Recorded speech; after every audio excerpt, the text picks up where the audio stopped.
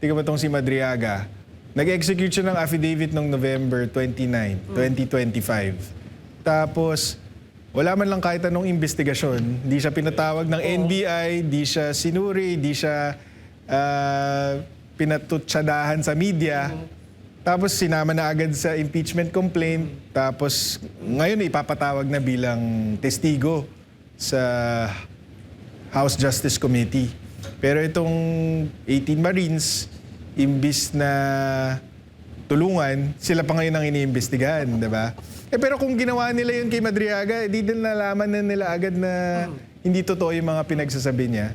Yun ang malaking double standard at sinabi nga yan ni VP Sara sa isang statement. Attorney, kaklaruhin lang namin abogado ka ni Sara Duterte or Vice President Sara Duterte dito lang po sa kaso kay Madriaga? Opo, para dito sa perjury complaint versus Madriaga at saka sa mga susunod pang kakasuhan kung aabot tayo doon. Siyempre, bago tayo mag-dig in dito sa issue na ito, kami po nakikita namin na dati naman po si Vice President Sara Duterte hindi siya masyadong sumasagot sa mga issues. At nasabi rin niya doon sa nakaraang interview ni Banat Bay tsaka ang inyong lingkod sa Tapang at Malasakit. Sinabi niya na ayaw niyang matulad kay Pangulong Duterte. Kasi si Pangulong Duterte, yung mga nag-aakusa sa kanya noon, yun din yung mga ginagamit sa kanya ngayon sa ICC.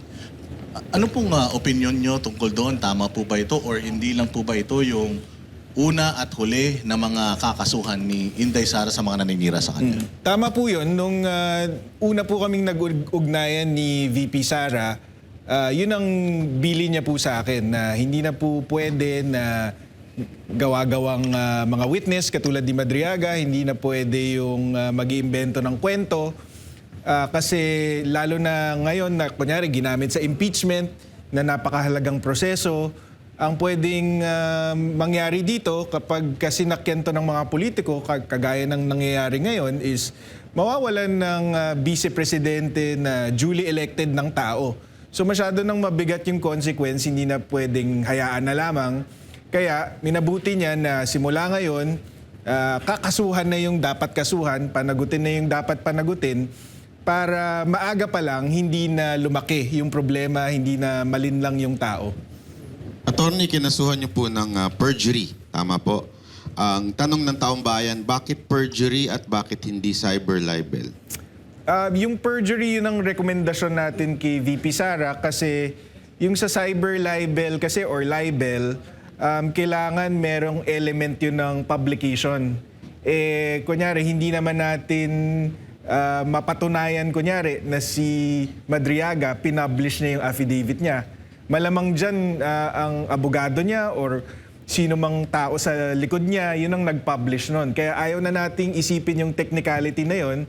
Kaya nag-focus tayo sa perjury. Ang perjury lang naman, kailangan lang natin patunayan na sa isang sworn statement, katulad ng affidavit niya, nagsinungaling siya. At yun, madali nating mapapatunayan yun. So, pagkatapos ng perjury na yon, ano yung magiging kakahantungan nito?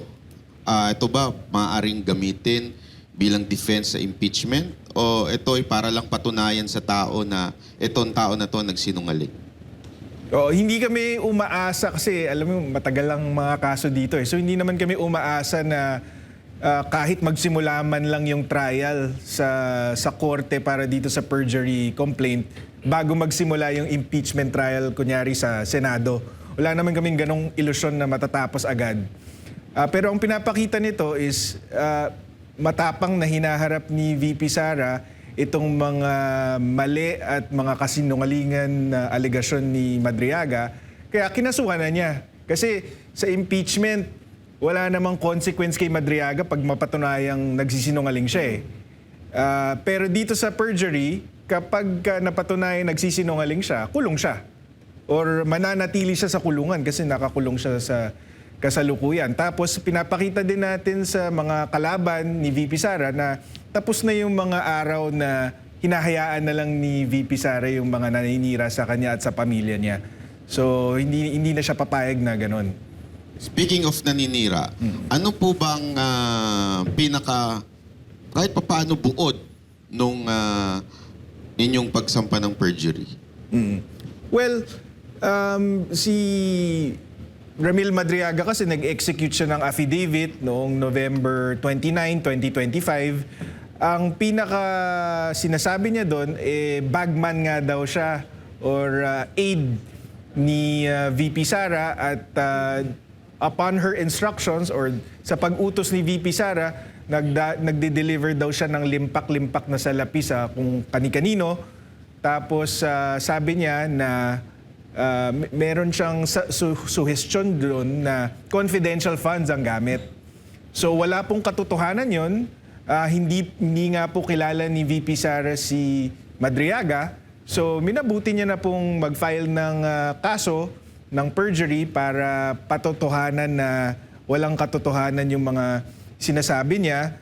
At nabanggit ko na to before, yung pag-file kasi ng criminal action sa city prosecutor yan ifa-file. Ang city prosecutor nasa ilalim yan ng DOJ. Ang DOJ nasa ilalim ng Malacanang. So alam na namin na dahil kalaban, pwedeng utusan na i-dismiss nyo yan. E di mapapahiya si VP Sara. Maiisip ng tao ngayon na totoo pala yung sinasabi ni Madriaga. So minabuti namin, umabot ng 340 pages yung aming complaint affidavit dahil gusto namin airtight yung complaint. Bukod doon sa testimonya ni VP Sara, dinagdagan pa namin ng 7 affidavits ng witnesses, supporting witnesses. Tapos linagay na namin lahat ng documentary evidence na makapagpapatunay na hindi sila magkakilala talaga. Attorney, kasi napansin ko dyan, meron ba kayong kasi sinasabi ni Madriaga na nagtrabaho siya sa pamilya Duterte. Meron ba kayong certificate na magpapatunay o document na magpapatunay na hindi siya pumasok o naging trabahador ng mga Duterte? Marami po. Meron kaming certification mula sa Davao City Mayor's Office or local government. Meron kaming certification mula sa Presidential Security Command na dating Presidential Security Group.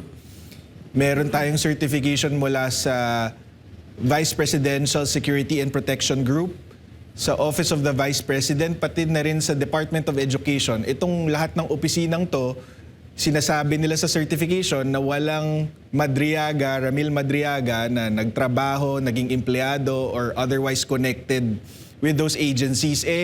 Dun sa kwento niya kasi, kung totoo yung kwento niya, naging empleyado siya or naging konektado siya sa mga opisina na yon, pero pinapatunayan ng mga certification na hindi totoo yun.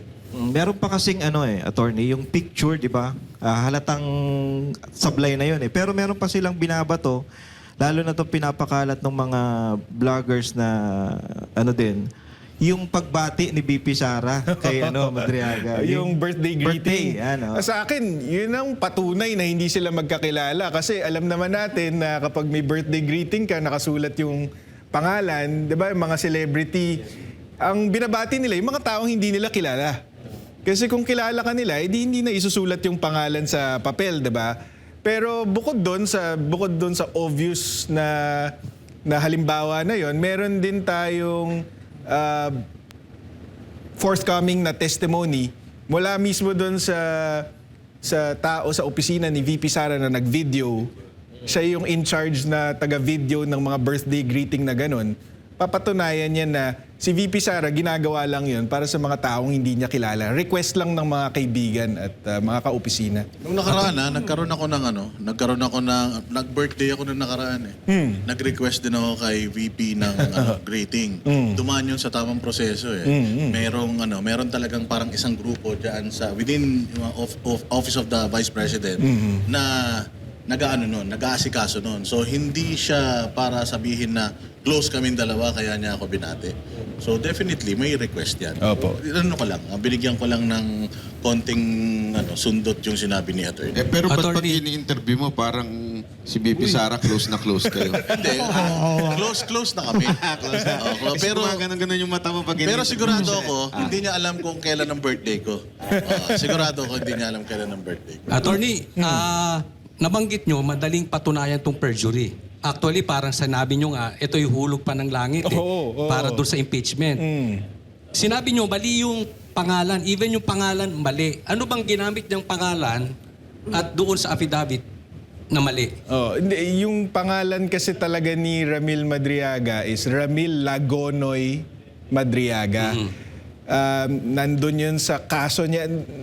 Nabanggit ko na ito before na hindi yung pagkakulong ngayon ni Madriaga for kidnapping for ransom, hindi ito yung unang pagkakataon. Nakulong na siya noong 1997 for kidnapping for ransom din, pero na-acquit lang siya sa Supreme Court. So malinaw na ang pangalan niya doon, Lagonoy, Lagonoy. Pero doon sa affidavit niya, Lagunoy ang ginamit Hindi kaya niya. typo lang? Dalawang beses niya inulit. Pero ang amin lang is ganun ka haphazard ang paggawa nitong affidavit na to na pati yung pangalan mo, nagkamali ka pa. Nabanggit nyo yung most wanted. Ito. Panglima, nabanggit pa nga ng police before na nadinig ko sa interview nyo, itong si Madriaga sa kidnapping. So, bakit ito pa ang gagamitin considering na sobrang napaka-imposible naman na gamitin ito ni VP Sara? Hindi ko alam, ganun sila kadesperado. Tingin ko kasi wala talaga silang mahanap eh. Wala silang mahanap na tao na makakapagdiin kay VP Sara. So, kumuha na lang sila ng willing to do it, 'di ba? Yung gustong gumawa, may rason para gawin. Ang nakikita nating rason dito, malinaw naman, meron kaming presenta na text message mula kay Ramil Madriaga papunta kay Lieutenant Colonel Dennis Nolasco na inaanyayahan niya na kumbaga bumaliktad itong si Nolasco at kesyo sabihin niya na lang daw na yung confidential funds binigay ni Nolasco kay Madriaga. Siya na daw ang magpapaliwanag para daw hindi makulong si Nolasco kasi siya daw magiging state witness daw siya. Mukhang makakalaya siya, kaya niya ginagawa to. May kapalit na kalayaan tong testimony niya. Tony, about this, itong kumakalat din na parang text messages na conversation between Madriaga ata ito and VP Sara Duterte.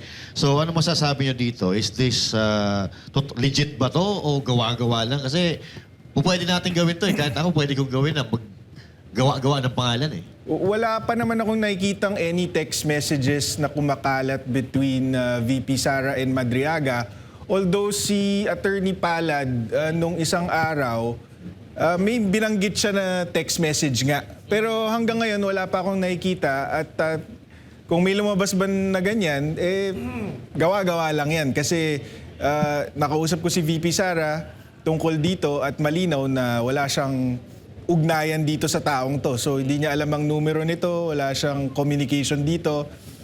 In fact, nung kampanya nga, doon sa Isip Pilipinas na binuong grupo ni Madriaga, hindi man lang kilala ni VP Sara si Madriaga. Ang kilala niya doon sa Isip Pilipinas ay itong si Attorney Ryan Kilala na dating Associate Dean ng San Sebastian kung saan nag-law school si VP Sara. Yun ang kilala niya, hindi si Ramil Madriaga. Okay. So, eto po, sabi nyo, napakalaking kasinungalingan nito. So, what do you think drives Madriaga to do this? Sa tingin nyo po, naiipit lang siya ng mga tao nagpapaikot sa kanya o nagpapagalaw sa kanya or paano po ba? Maaring yun kasi yun ang pinapakita ng text message na pinadala niya kay Nolasco. May binanggit pa nga siya doon na parang sinasuggest niya doon sa text message na paandar daw nito ng Administrasyong Marcos. Kasi doon sa text na yon, bandang dulo, sabi niya, galit na galit si BBM kay VP Sara, hindi lang pinapahalata. So, pwedeng yun. Gusto niyang makalabas, tapos tinitake advantage niya itong political na away ni BBM at ni VP Sara para makalaya. Pwede rin namang napakasinungaling lang talaga niya kasi like before ako pumunta dito may nakita akong bagong video na nagtuturo si Ramil Madriaga sa isang klase Tapos yung background nakalagay, Attorney Ramil Madriaga. Eh, hindi naman siya attorney. In fact, doon sa affidavit niya mismo, inamin niya na hindi siya pumasa ng bar. So mukhang sinungaling lang talaga siyang tao. Mukhang con artist talaga siya. Kaya ganito yung kinalabasan. Alright. Anonymous ako. Ito, para once and for all. Kilala mo ba kung sino yung amo niyan? Hindi eh. Ako Hindi kilala, ko- ako parang kilala ko eh. Sino? Ikaw na magsabi. Ako lang, baka makakakuha na naman. Makakakuha na naman ako. Hindi. Pero ano yung motibo niya talaga? Para makalayas ako, ganun yung... Mukhang ganun ang lumalabas kasi nakakulong na siya eh. Ano pa bang hihilingin mo, 'di ba, kundi makalaya. Yung mga handlers, meron tayong mga iba't ibang teorya pero sabi ko nga para sa amin, parang may involvement dito si former Senator Trillanes kasi Ay, oo, naniniwala ako doon. yung affidavit ni Madriaga, parang mga lumang kwento ni Trillanes to eh, na hindi napatunayan, yung magnetic lifters versus Manscarpio and others, yung nakakatanggap daw yung pamilya Duterte ng drug money at saka ng pogo money. Tapos, syempre, itong confidential funds dinagdagan. So, puro, kwentong Trillanes. So, posibleng siya ang nasa likod nito. So, di ba? Alam naman natin na sinuwalit ng hayop na makuyagan ito. So, alam naman natin hindi siya mananalo. Anong kaparusahan pag napatunayan nagsisinungaling siya? Ay, Lagi ko masampalin yun sa loob ng kulungan. Ibig sabihin nun, magkikita kayo dun. Hindi naman. Tama ko, hindi naman. Pero, luki, no? Luki kayo, no? Kasi actually nothing to lose siya. Ayan, Kung nothing to lose tutuusin. Kasi nakakulong na siya. Pag napatunayang nag-commit siya ng perjury, di dagdag lang sa kulong, baka yun ang kasama sa pag-iisip niya na gawin ko na to kasi pag nanalo ako, pag napatalsik namin si VP Sara, makakalaya ako. Pag hindi naman, nakakulong na rin Eh ako. kung hindi naman talaga sa mananalo, ginayin na lang, no? Makabawi naman lang kami store ko niya sa buhay natin, no? Pero sa amin nga, sabi nga ni Coach na para sa amin kasi hulog ng langit eh. Hindi naman namin pinaplano na medyo natagalan yung pag-file namin ng perjury complaint. Ba't ko sinasabing hulog ng langit? Kasi alam naman namin kasinungalingan siya, wala siyang kwenta. Pero dahil hindi sinasagot ng diretsahan, parang isang beses lang ata dininay ni VP Sara tapos tumahimik na siya, siguro naglakas loob tong mga impeachment complainant. Sinama tuloy nila dun sa impeachment complaint. So habang prepare namin yung perjury complaint, tapos nababalitaan namin sinasama, medyo nagre-rejoice kami kasi, loko, mapapatunayan namin na puro politika lang talagang habol nyo kasi itong Madriaga, kung finact-check nyo to, binackground check nyo to, malalaman nyo na walang katotohanan ng sinasabi nito. Attorney, may mga nagsasabi nga, mapatungkol dito kay Madriaga, na halos kaparehas nung nangyari kay Espinosa at kay De Lima, na halos ginamit laban sa mga Duterte, tapos pinalaya. Ano pong makukomento yun dyan, Attorney? Sana hindi na tayo umabot doon. Kasi ang patutunguhan natin dito is kung hindi ma-impeach si VP Sara, magiging Pangulo to ng Pilipinas.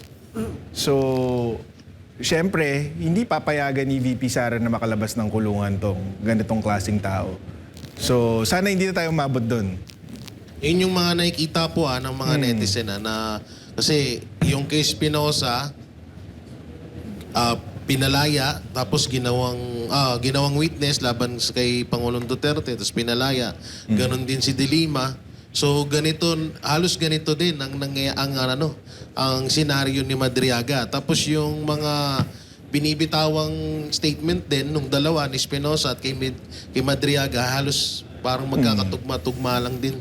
Pero sana hindi mangyari yun talaga, no? Kasi bukod sa mali yun, napaka-dangerous nitong taong to. Kasi PNP na mismong nagsabi na itong si Ramil Madriaga, leader siya ng Madriaga Kidnapping for Ransom Group na tinaguri ang one of the most dangerous criminal syndicates and recent history. So, sana hindi mapalabas yung mga ganitong klaseng tao. Gaano po, attorney, gaano po kalakas ang ebidensya ng isang katulad yan? Si Madriaga, isa ng may tuturing na kriminal. At katulad din yan, nila Espinosa, nila De Lima. So gaano po kalakas at kahina yung mga ebidensya nila na ibinabato laban kay Vice President Sara Duterte? Oh. Umpisa natin sa credibility, 'di ba? Ito sa isang banda, meron kang kidnapper for ransom, leader ng kidnapping for ransom group, top 5 most wanted in the Philippines for kidnapping bago siya naaresto. Tapos pangalawang pagkakulong niya na ito versus yung ikalawang pangulo ng Pilipinas na walang bahid ng korupsyon, walang bahid ng krimen, maliban sa din sa gawa-gawa na lang na binabato sa kanya ngayon, ang sumusuporta sa testimony niya, 7 tao na hindi rin matatawaran ng integridad. So una dyan si Major General Jose Ariel Niembra, dating PSG commander. Pangalawa si Brigadier General Randolph Cabangbang, dati ding PSG commander. Pangatlo dyan ay si VSPG Commander Colonel Raymond Lachica.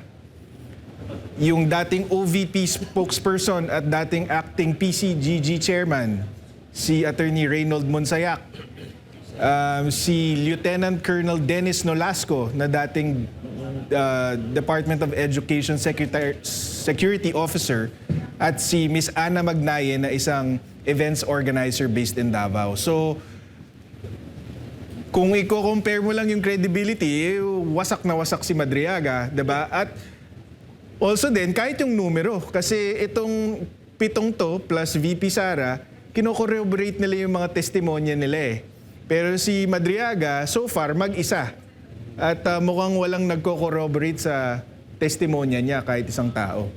May narinig tayo kay Attorney Palad na suddenly, last week lang, sabi niya, yung mga kasama niya daw sa kidnapping for ransom, kaya daw suportahan yung testimonya ni Madriaga. So gano'n na naman tayo. Balik na naman tayo dun sa walang kredibilidad na mga tao ang nagbabato ng putik kay VP Sara. Paliwanag lang natin, attorney, ano? Gaano ka-importante ang credibility ng isang tao para sa kanyang demanda? Kasi sinasabi ng iba, wala namang kinaugnayan yung issue ng kidnapping niya na nakakulong siya doon sa sinasabi niya pagdating sa pag-deliver ng pera. Parang sinasabi pa nga nila may criminal record na to. Ibig sabihin, masamang tao to. So therefore, mag-a-agree siya doon sa pinapagawa ni VP Sara Duterte na crime, like giving money, naggaling sa Pogo. So, hindi ba yun mas nakakatulong o paano nakakasama yun? Well, kung may criminal record ka, tapos ginagamit ka nga para sa masama, di ba? Nakuha ko yung punto mo eh. Pero ang problema kasi, bukod dun sa salita niya, wala siyang ibang ebidensya.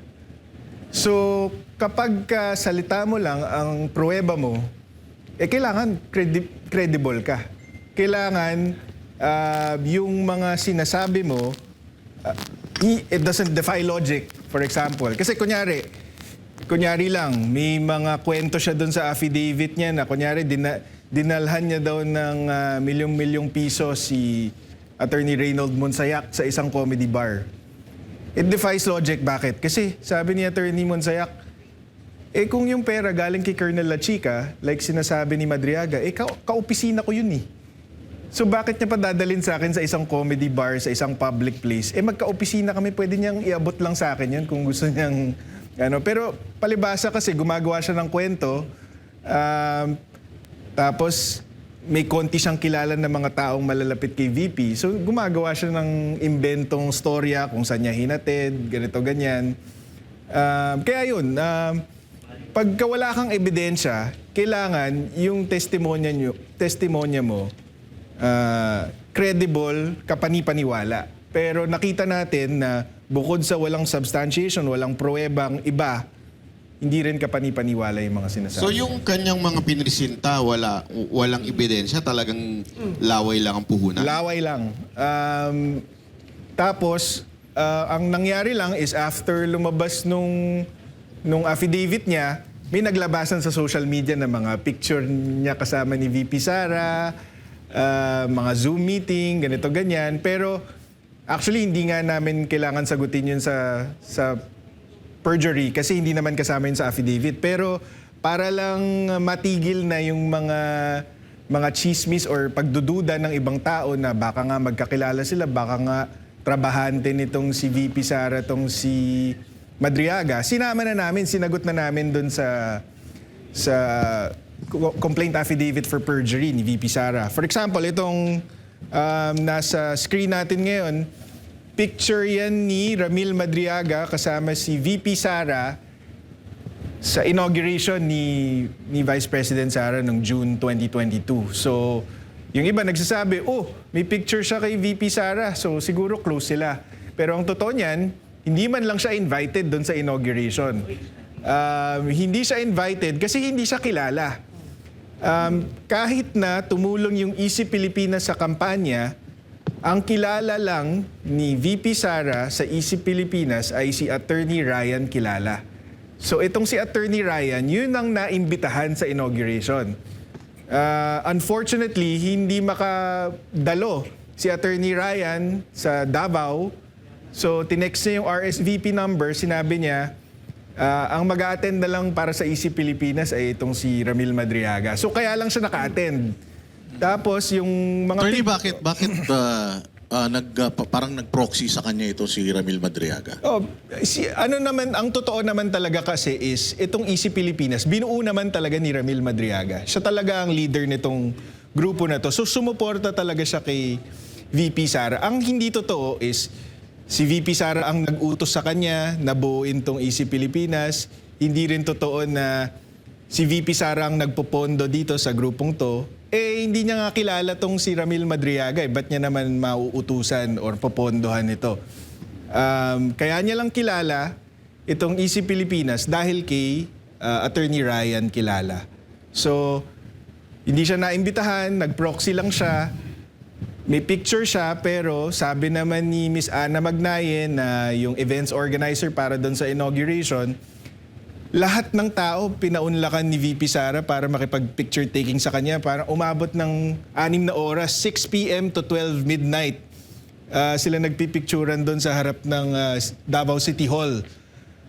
Tapos, para lang mapatunayan na hindi siya special, ginawa namin doon sa complaint affidavit, inattach namin 1,200 pictures nung gabing yun. Para ipakita na, hindi ka special. Isa ka lang out of 1,200 na nagpa-picture kay VP. Attorney, ngayon established na walang connection talaga si VP Sara dito kay Madriaga. Sabi nga, prosecutor's dream to eh. Pag na-cross-examine to, talagang lulubog to. Ngayon, ang tanong lang, just in case ma-impeach si VP Sara, magagamit ba ito para matanggal o mabaliwala yung impeachment? And second, yung sinasabi ng karamihan ng mga trolls o yung mga manunood sa kabila na ginagamit nyo daw ito para chilling effect or wala nang lumabas na mga witnesses para patungkol dito naman sa impeachment. Unang-una, lahat ng abogado alam na pag nag-file ka ng perjury complaint tapos may impeachment, hindi maapektuhan yung impeachment. Hindi siya mapipigilan na mag-testify sa impeachment. Pangalawa, kung totoo yung sinasabi niya, edi dapat hindi siya natatakot. 'Di ba? Dapat walang rason para matakot siya. So, hindi ko nakikita kung bakit magkakaganon ng effect kung totoo yung sinasabi niya. Tapos yun nga, dahil nga alam namin na hindi mapipigilan yung testimony niya sa impeachment,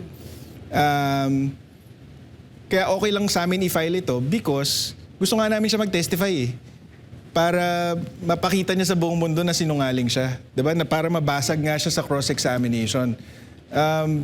May analogy kami na itong si Madriaga, parang Trojan horse ito Pero gawa nila. So, kung gusto nilang papasukin to sa Troy, hindi namin sila pipigilan, 'di ba? Inyo na 'yan, 'di ba? Gusto nga namin 'yun eh. Pero hindi pwedeng hindi siya managot, 'di ba? Hindi naman pwedeng abangan na lang natin sa impeachment, basagin na lang natin, walang consequence. 'Di ba? Kailangan pag napatunayang nagsinungaling ka, kailangan makulong ka. Attorney, di ba dapat ito maprotektahan? Kasi pwede niyang i-lead kung sino boss niya eh. Kung kaninong tanim to eh. So, agree ba tayo na sinasabi din doon sa impeachment na kukunin na nila? Doon na lang sa Congress. Para sa akin, okay sa akin yun. Kung ano ang makaka-ensure na ligtas siya, na buhay siya, na makakapag-testify siya, okay sa akin yun. Kasi gusto natin malaman kung sino ang nasa likod niya.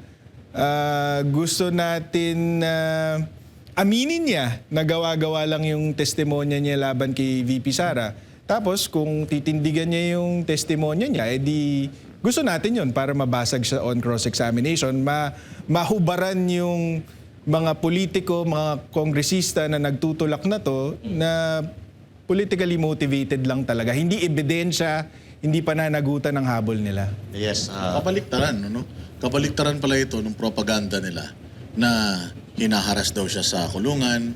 Tapos kamakailan lang, merong balita rin coming from yung lawyer niya na billions daw ang ino-offer para manahimik siya. Anong komento niyo dyan? Hindi, gusto nga namin siyang kumanta eh. Sabi ko nga, we don't want him silence, we want him singing like it's videoke night. Kasi yung mga sinungaling sa bibig na uhuli yan eh. So, sige lang, diba? Mag-testify ka. Wala namang pumipigil sa'yo, di ka namin pipigilan. Gusto ka namin mag-testify.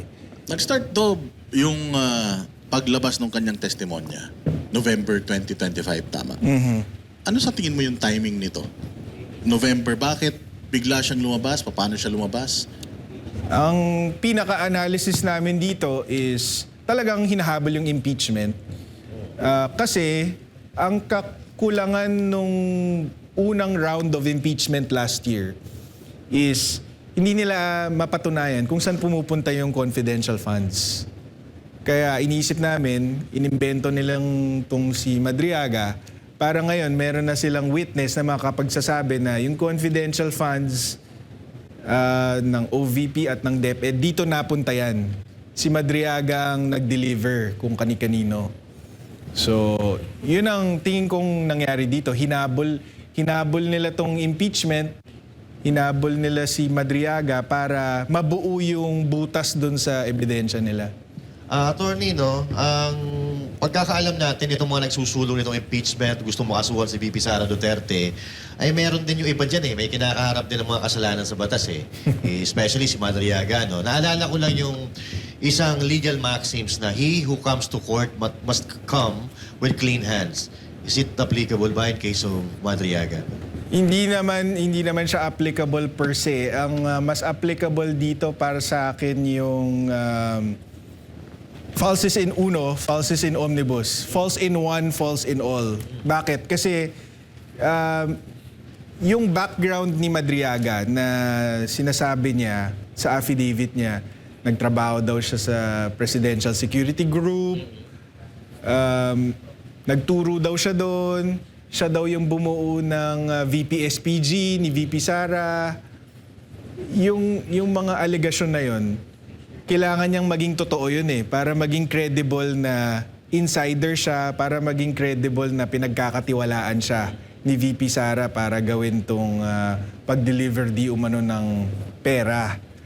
Pero napatunayan natin yung mga magigiting na former PSG commanders natin, matapang na sinabi na wala kaming kilalang Madriaga, never namin naka-enkwentro yan sa PSG. Nalaman lang namin na buhay siya nung lumabas itong Madriaga affidavit. And even kahit na sabihin na hindi namin siya nakilala or nakita, hindi rin siya qualified. Kasi dahil nga sa criminal history niya. So, ang paliwanag nga ni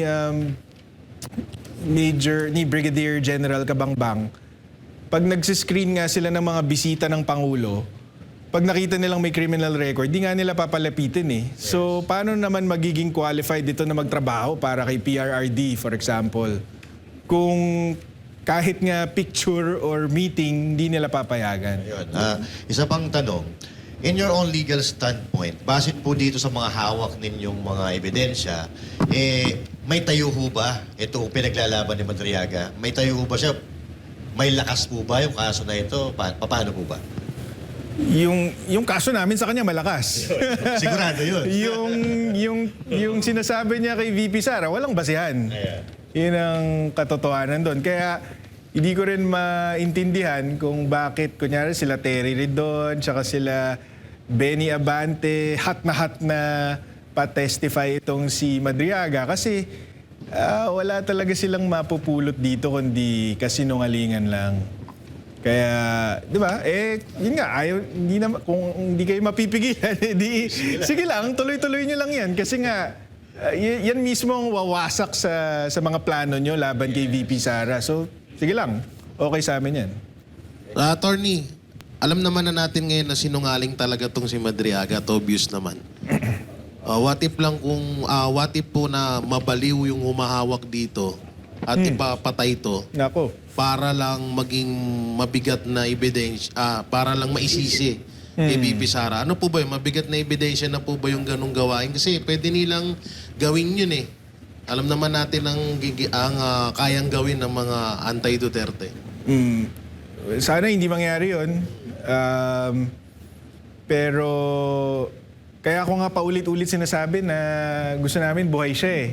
Kasi alam ko na pwedeng mangyari yun eh, na isisisi kay VP Sara kung may mangyari sa kanya. Kaya ganito palang kaaga, sinasabi ko na sa lahat ng tao na gusto namin buhayan. Kasi it's out of her interest na masaktan siya or may mangyari sa kanyang masama. Kasi yun nga, siya mismo, si Madriaga mismo ang nagpapatunay na politika ito, hindi ito pananagutan ng habol dito.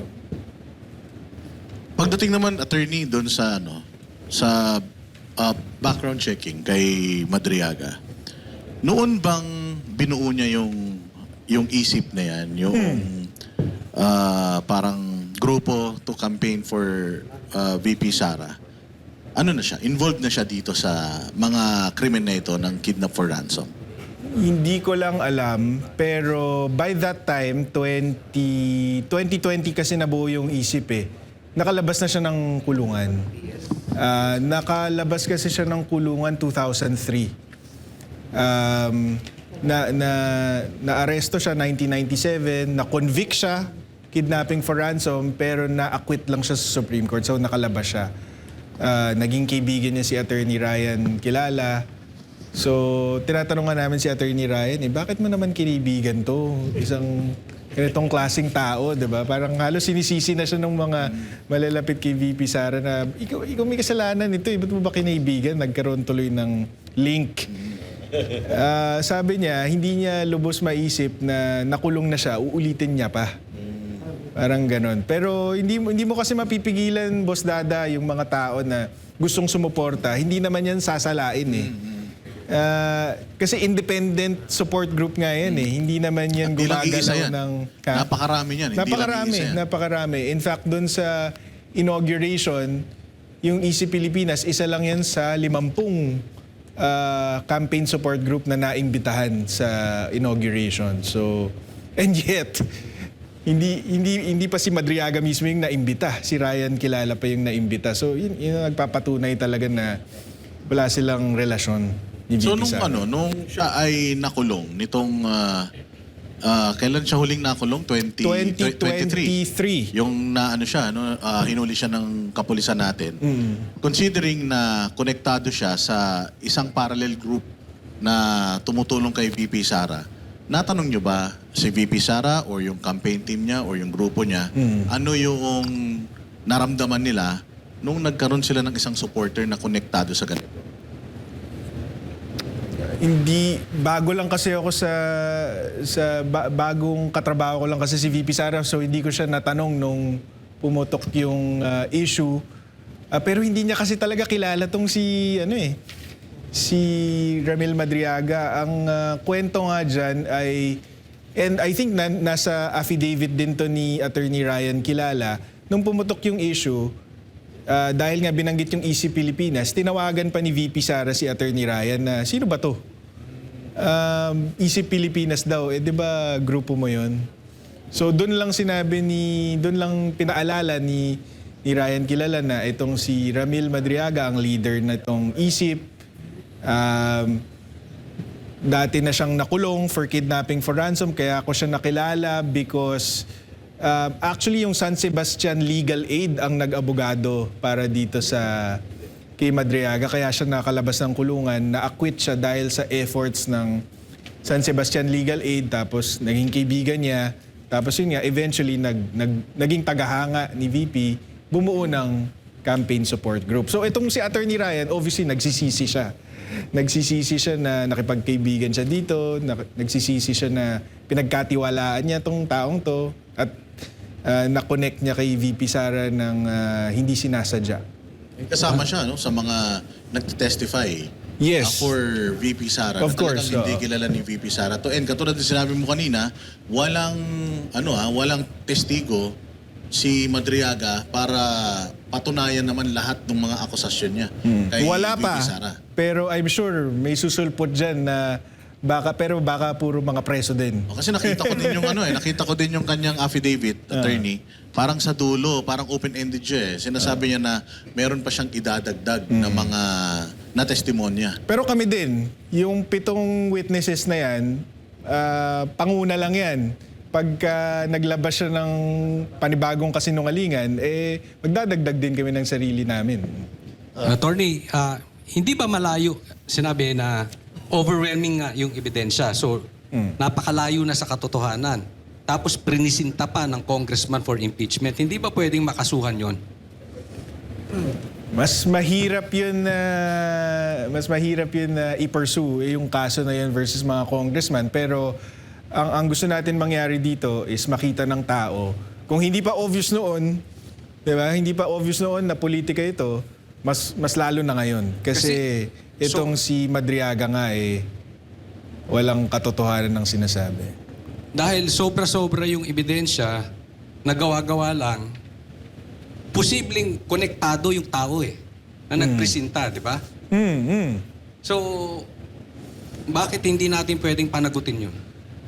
Pwede nating kasuhan, pero ako sa standard ko, ayokong nagsasayang ng oras. Pagtingin kong wala akong smoking gun, hindi ko i-pursue yan kasi magsasayangan lang tayo ng oras eh.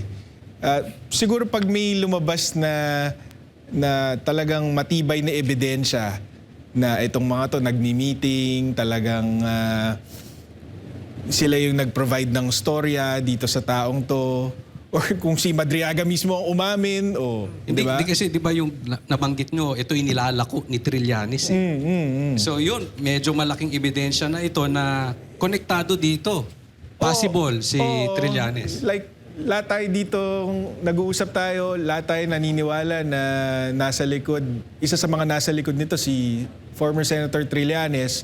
Pero yung standard kasi ng batas natin sa criminal cases, mabigat proof beyond reasonable doubt sa korte. Bago ka umakyat sa korte, pinalitan na nila yung standard, pinaakyat pa nila to reasonable certainty of conviction. So, para lang ma-hurdle mo yun, kailangan talaga meron kang solidong ebidensya.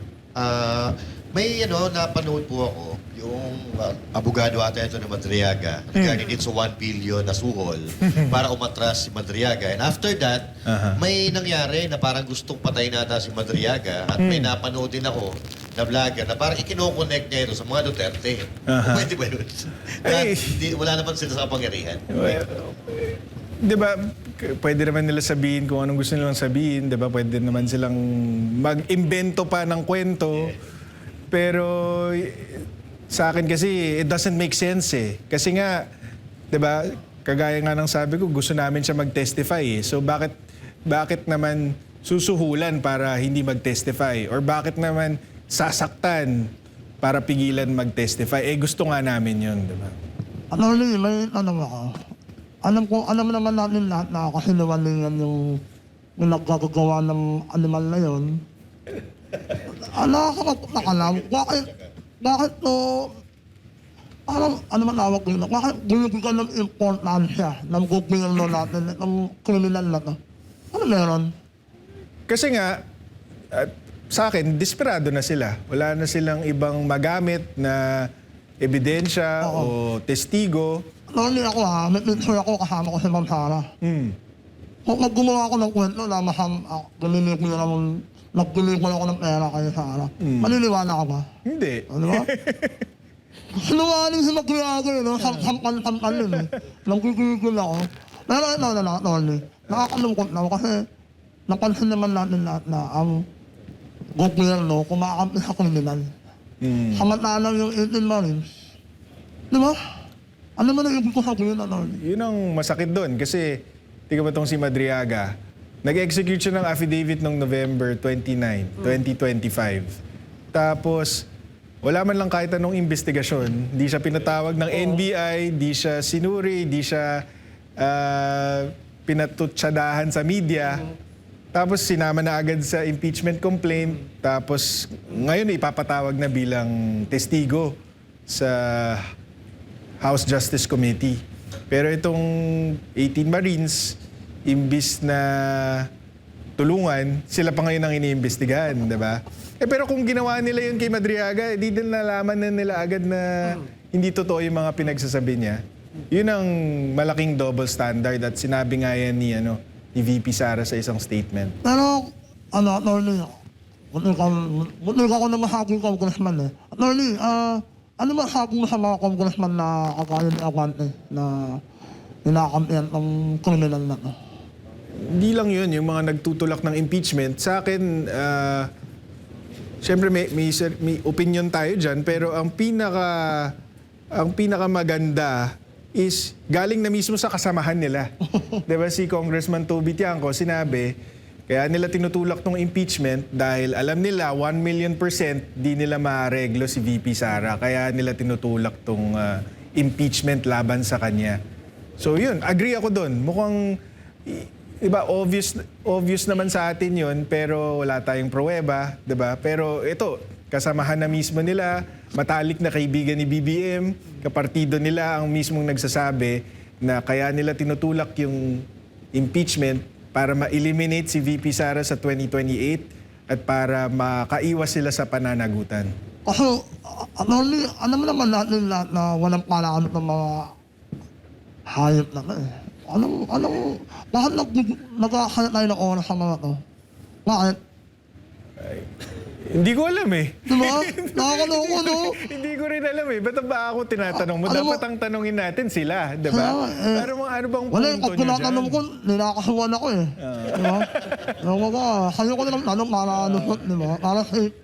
Hindi, nagpapasalamat nga ako sa inyo na pinag-uusapan natin to dito dahil yung palapit na hearings sa House Justice Committee, magiging napaka-bias, one-sided show. 'Di ba? Kasi hindi pwedeng ang pwede lang magtanong sa mga witnesses diyan sa House Justice Committee niyan ay puro mga congressman. Nakita naman natin na doon sa huling hearings nila, doon sa sufficiency in substance, si Congressman Bongson Tay lang ang tumindig para kay VP Sara. So, ngayon, ang inaasahan natin, itong susunod na mga hearings ng House Justice Committee, gugulpiin lang nila ng gugulpiin si VP Sara dito. Tapos papahirapan nila yung mga witnesses para makuha nila yung gusto nila. So, mabuti to na si Attorney Poa para sa impeachment, ako para dito sa perjury complaint, meron tayong mga palabas itong mga show na katulad ng sa Vox Populi na mapapaliwanag natin sa tao. Kasi pwede bang sila lang yung nagpapalabas ng narrative nila? Diba? Hindi pwede, dapat malaman din ng tao kung ano yung side natin, kung ano yung totoo, para hindi sila maloko ng mga politiko. Attorney, may nabanggit kayo kanina na nagkiklaim siya ng turo ng attorney ang title niya. Tapos meron din dito sa iyong perjury case, sinasabi na nagpapanggap din siyang nagtuturo daw sa sa isang Sa PSG. school, sa PSG. Oo. So, ito honest question to Sa tingin mo ba may sintu-sintu ito? Hindi, yung totoong kasi parang ako, kung tinitingnan ko, para siyang wala sa hulog. Yung taong, alam mo yung claim na ganito ko. Di ba may mga kaibigan tayong ganon, pretender? Sa tingin mo, baka naman may tama lang sa utak to? Oh, pwedeng ganon or pwede namang professional con artist talaga siya. In fact, naisip ko nga bago pumunta dito na manawagan sa mga nanonood kung naloko kayo nitong si Madriaga, lumantad kayo, makipag-ugnayan kayo sa amin kasi baka makatulong ito kay VP Sara na baka naloko din kayo itong si Madriaga, baka nagpanggap siya na bagman ni VP Sara, baka nakakakuha siya ng pera sa inyo. Sabihin nyo sa amin para baka magamit natin laban sa kanya. Or kahit sino pang ibang niloko niya. Kasi kung lahat ng tao nagsisinungaling siya, edi magko-cross-cross yung mga yan, di ba? Magkakamali siya.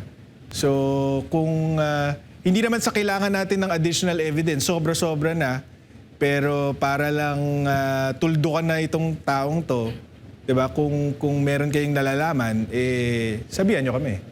Para pala itong isang vlogger, yung Sino yan, sir? Sino? yung yung nakulong, yung galit na galit. Hindi kasi nabanggit ni attorney na parang con artist ito. Parang sa madaling salita, yung scammer ba? So parang gano'n ang nakikita nyo sa kanya na parang nangi-scam lang siya and ginamit niya to para makalaya siya. Bakit ba? I mean, posible ba yun? Nakasuhan ka, nakulong ka dahil sa murder, tapos suddenly magsasalita ka, tapos pwede ka nang maging witness protection ka na kagad? Kaya ang pagka inaral mo to, talagang mapapaisip ka na yung gobyerno mismo ang isa sa mga tumutulong sa kanya. Kasi yun nga, like you said, hindi naman konektado yung kidnapping for ransom dito sa mga binibintang niya kay VP Sara So, paano siya mapapalaya? Di kung kausap niya yung Department of Justice, pinangakuan siya na, kunyari, hindi namin gagalingan yung pagpresenta ng evidence laban sa'yo.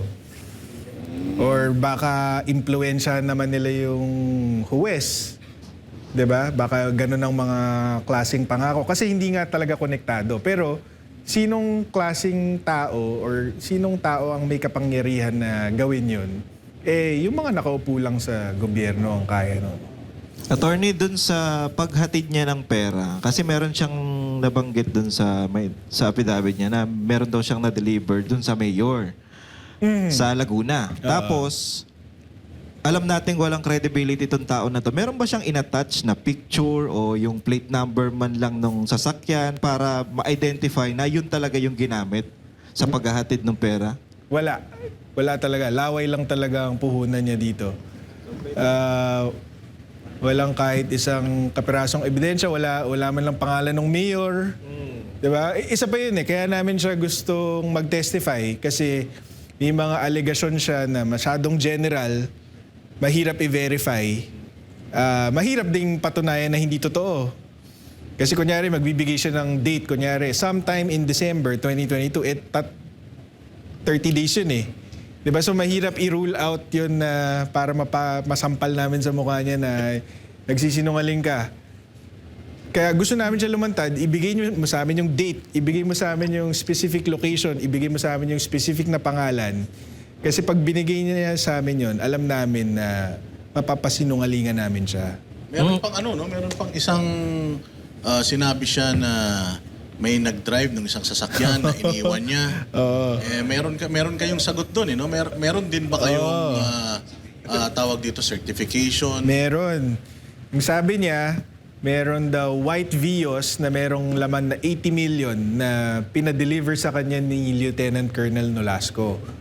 Ang ginawa niya daw, iniwan niya daw yung sasakyan sa parking lot ng SM Mega Mall.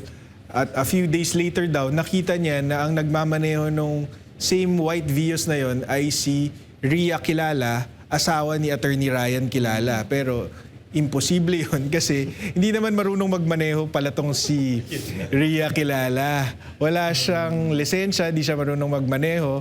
So meron tayong prinisenta doon na certification mula sa LTO licensing section na kahit kailanman hindi nagkaroon ng lisensya tong si Ria Kilala. Attorney, Itong Ria na to, itong si Madam Ria Kilala, talagang nag-testify siya or magte-testify din siya na hindi talaga ako nagmamaneho, hindi ako marunong magmaneho. Hindi na natin siya dinamay, hindi na natin siya ginulo. Ang magte-testify for her is si Attorney Ryan Kilala. Siya yung kumuha ng certification mula sa LTO. Hindi ba niya sinabi, attorney, yung sasakyan, di ba, 80 billion?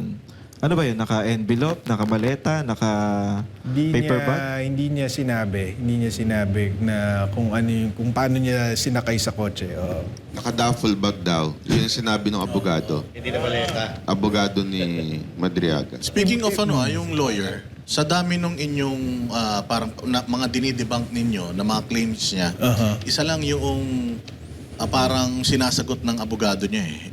Yung hindi naman niya kiniklaim na siya ay kumbaga parang listed as listed as employee, connected dito sa ganito. Yun lang yung sinasagot niya. But yung ibang mga sinasabi ninyo tungkol sa mga inconsistencies sa testimonya ni Madriaga, hindi niya sinasagot.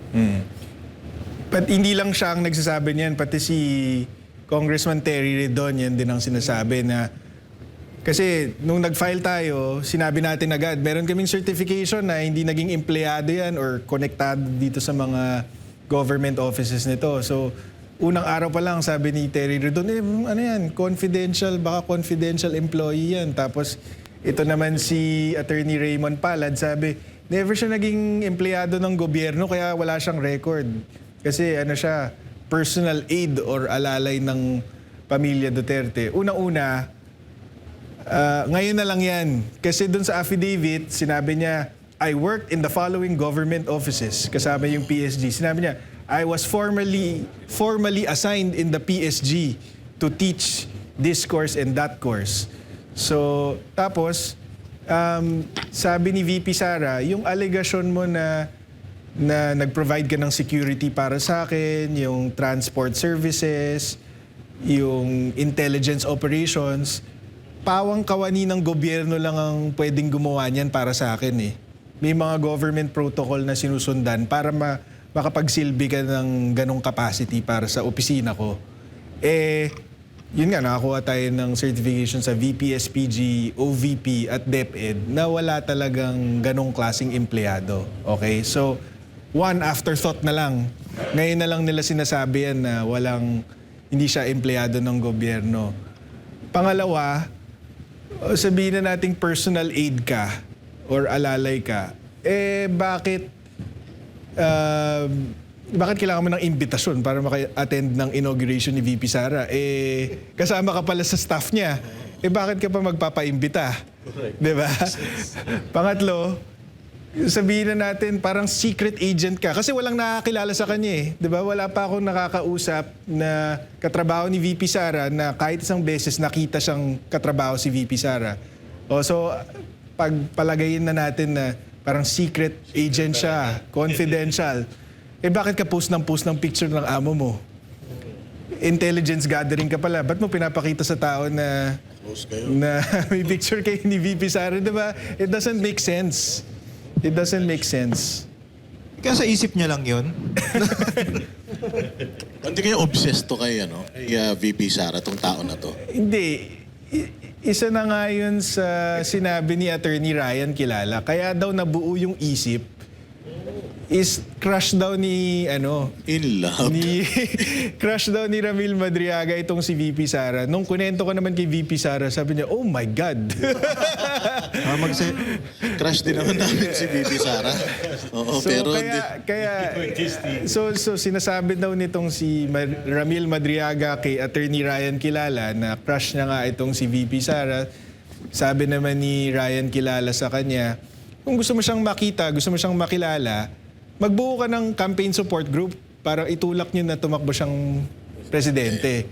Nagulat naman si Attorney Ryan Kilala na sineryoso nung tao. Tapos ginawa niya, binuo niya talaga yung Isip Pilipinas. Pangalap, ha? Baka kidnapin siya. Hindi mo masisi, ha? Coach Oli, di ba? Yung kidnapping, nabanggit mo coach yung kidnapping. Actually, merong intelligence reports nung 2024 na natanggap sila VP Sara na merong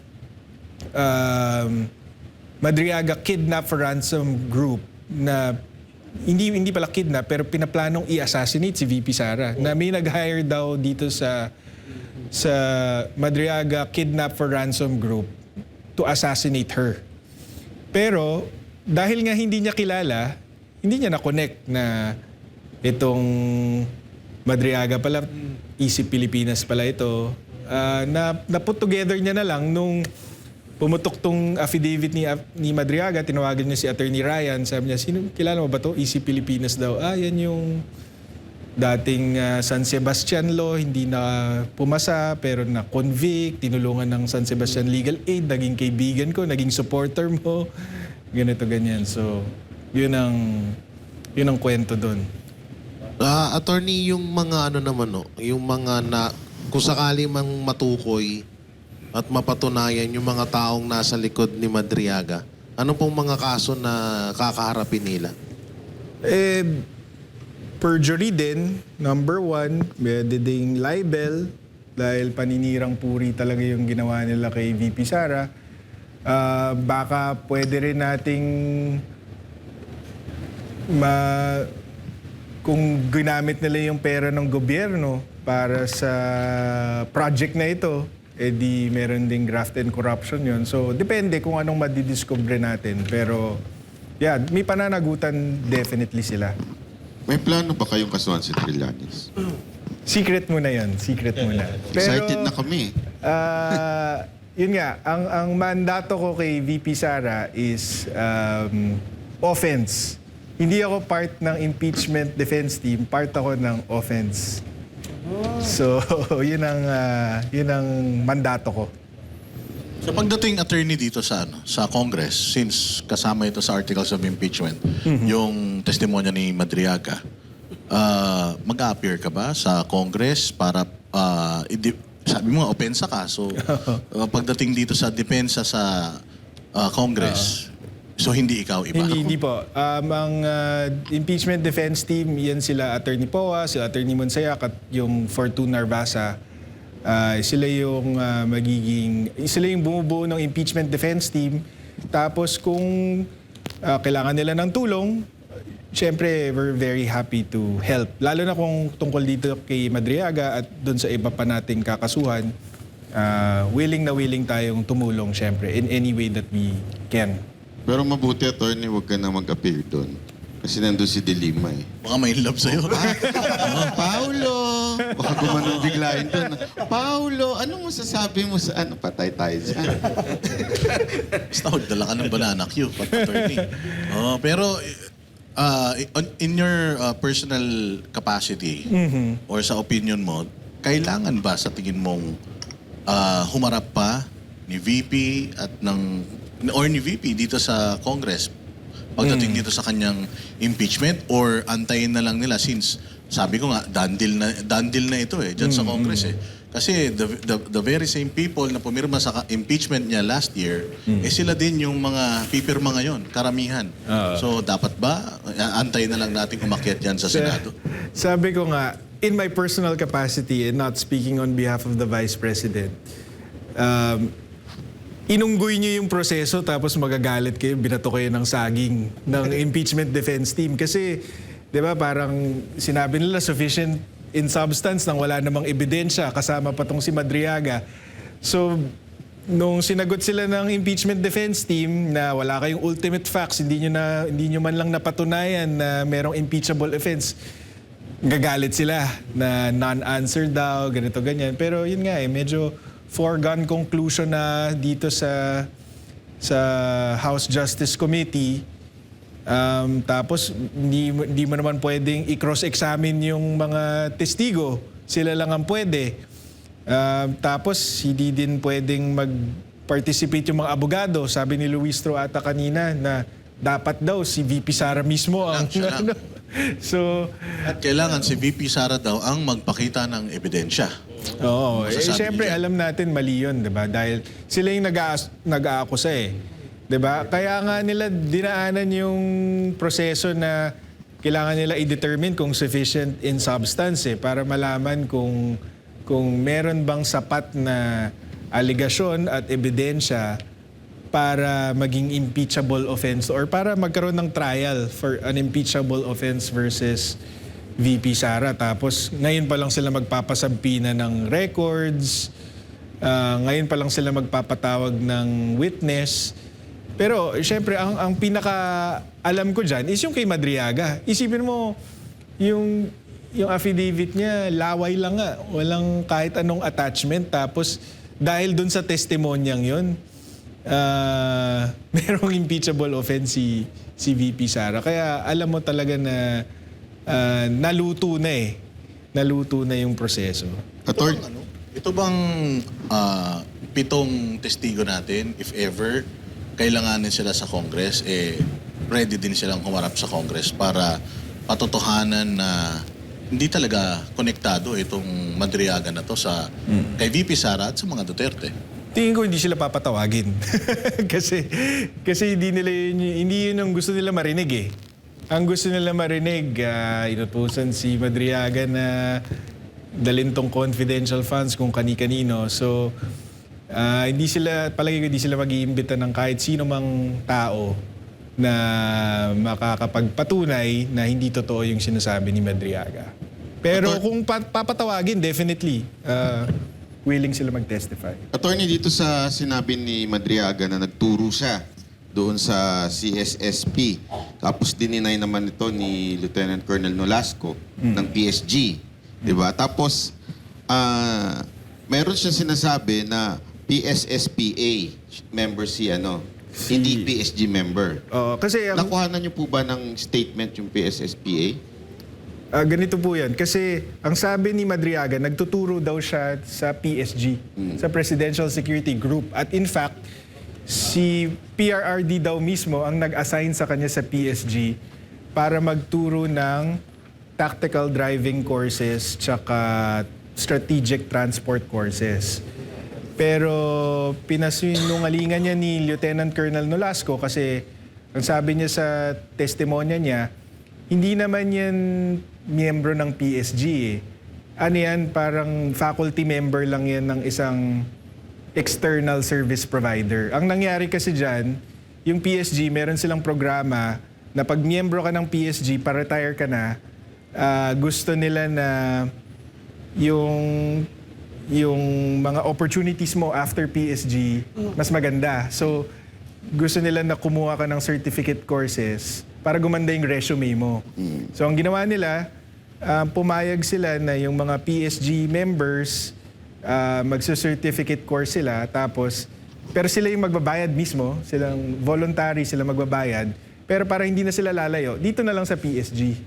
So, hindi siya official PSG activity. Yung training is provided by an external company. Doon nagtuturo si Madriaga. So, pinapalabas niya na nagturo siya sa PSG pero ang totoo is external na siya, hindi siya taga Sa part PSG. ng PSG. Oo, tapos parte siya nitong company na PSSPA. Ang ginawa natin is pinakita natin na private company itong PSSPA, pinakita natin yung corporate papers niya. Tapos, hindi na tayo kumuha ng statement kasi doon sa Facebook page mismo ng PSSPA, doon sa pictures nila, yung photo album nila para doon sa course na tinuro sa PSG compound, nakalagay, Ramil Madriaga, faculty member ng PSSPA. So, yun ang nagpapatunay na hindi ka taga PSG at saka hindi ka inassign dyan ni PRRD para magturo dyan, kundi parte ka lang nitong PSSPA. Tapos si Lieutenant Colonel Nolasco kasi in 2021 naging commandant siya ng PSG training school. Yun yung nagpro-provide ng in-house training for PSG members. Sinabi niya na lumapit daw tong si Madriaga sa kanya para mag-alok na pwede bang ako yung magtuturo ng tactical driving and strategic transport sa PSG. Tinanggihan to ni Lieutenant Colonel Nolasco kasi in-house subject matter experts ang nagtuturo nito. So hindi pwede si Madriaga magturo ng ganong klaseng course. So talagang parang ano siya, no? Medyo Yun iba yung nga. thinking niya, no?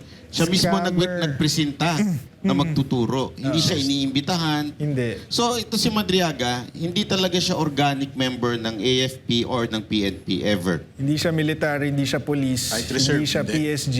Reservist, Pero hindi din. yung mga pinapalabas niya sa affidavit niya, pang ganong klaseng, parang pang ganong klase, taga PSG, taga VP-SPG. Sinabi niya nga siya nga nagbuo ng VP-SPG.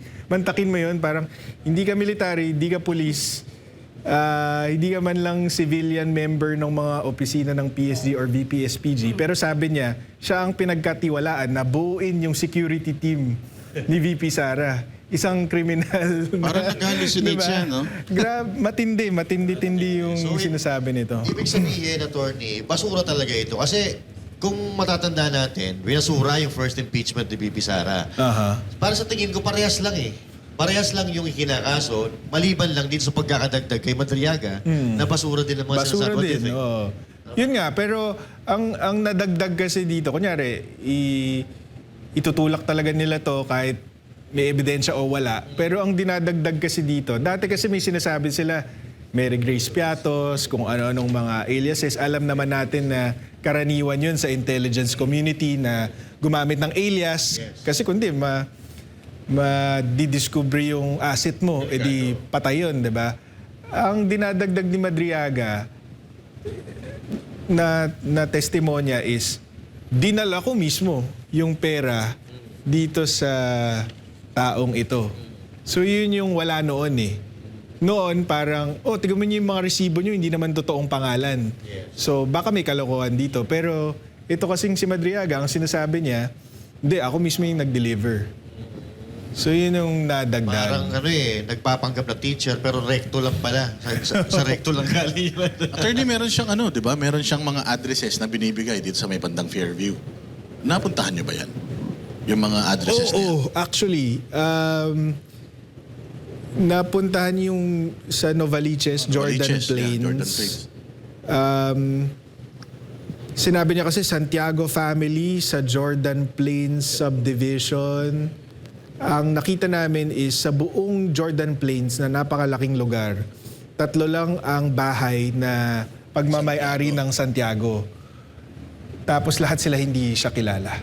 Parang yung tapos 'di ba yung isa, hindi nila kilala. Parang yung isa hindi ko na maalala yung mga trabaho, parang fish vendor yung isa.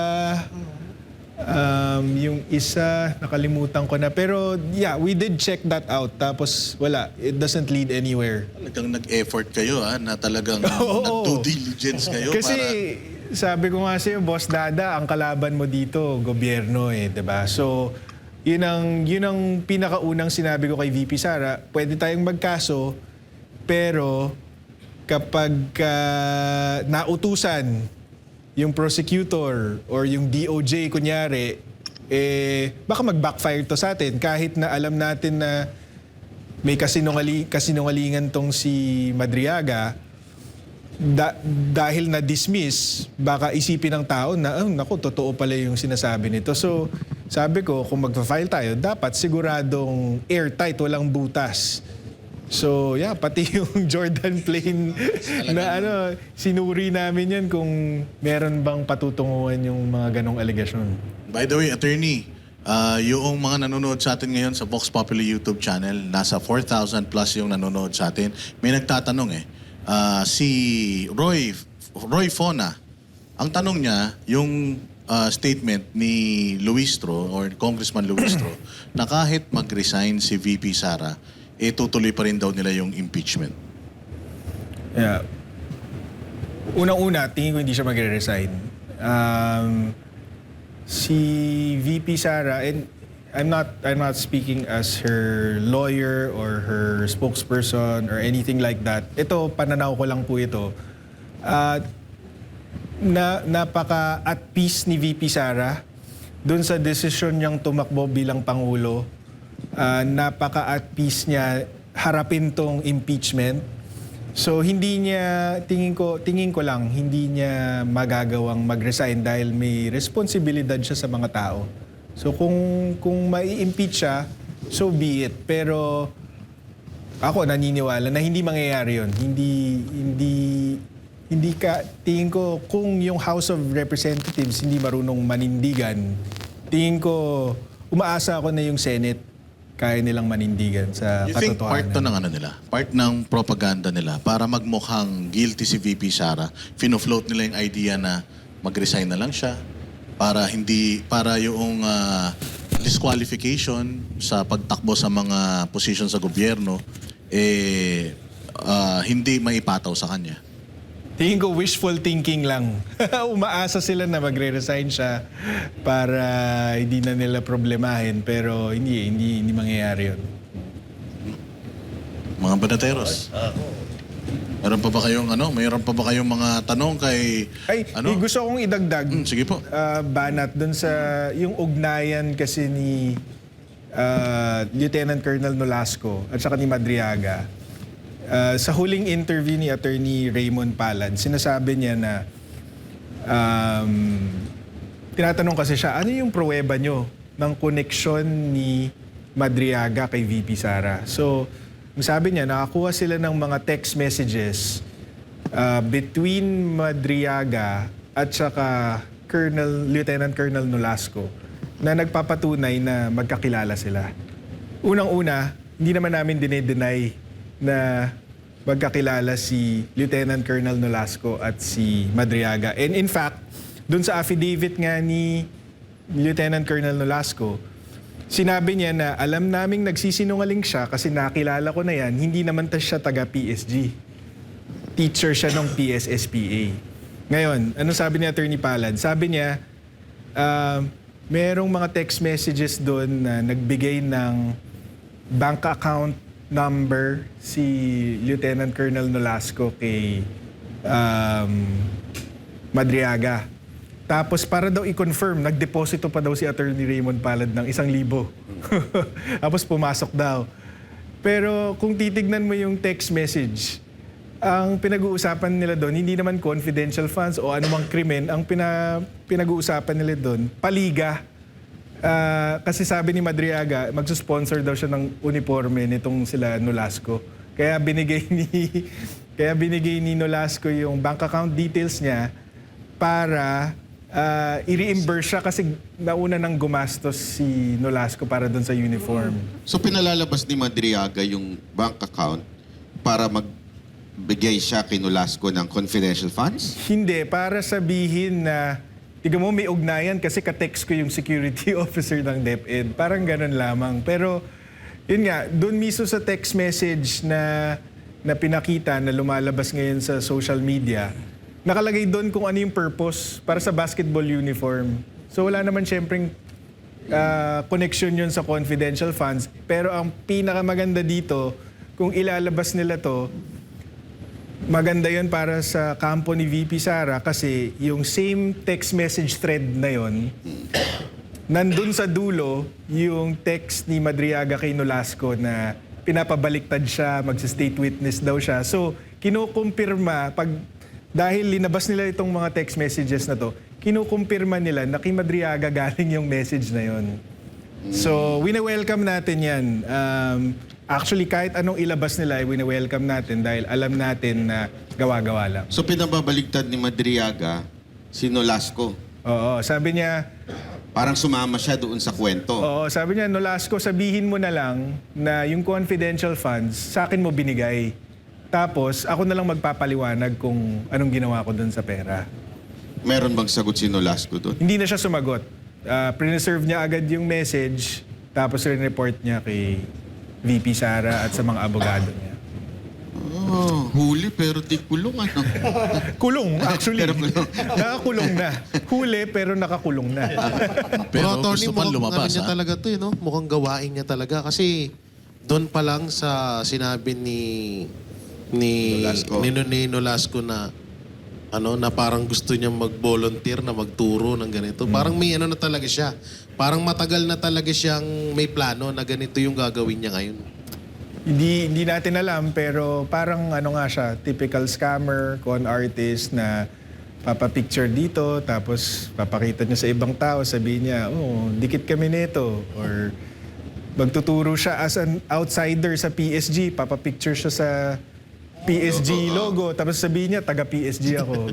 Mukhang ganun ang estilo nito eh. Epilem the second.